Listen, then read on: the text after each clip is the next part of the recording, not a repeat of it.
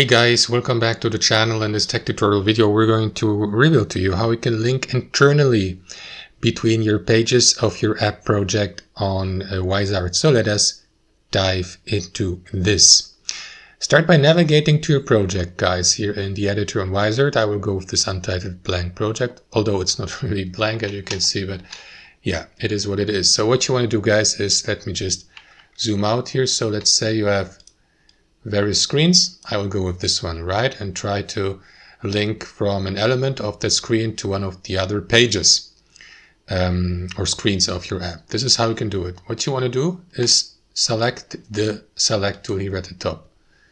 Then click into the given element. Let's go, for example, with that rectangle here, right? But you can do this also with a text box, buttons, images, and so on and so forth.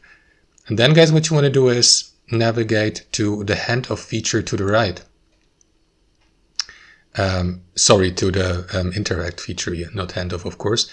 And here, guys, expand the interaction, click into the type and select one. For example, you can go with an external link or with internal linking to a screen, which is exactly what we're about to do. And then select the destination screen, right? So it was this one here, profile. Let me go with this one. Or you can also link to that screen if you like. So choose one of that list. And then, guys, if we zoom out here a bit, you will see the connection, right?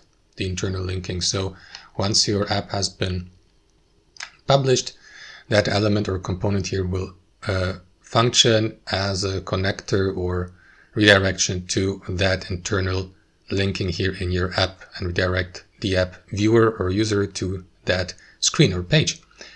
And that's how it works, guys. So you will see the preview here, and that's how it works. Thanks for watching. Hope you enjoyed it, got some real value from it, and we'll see you next time on our channel.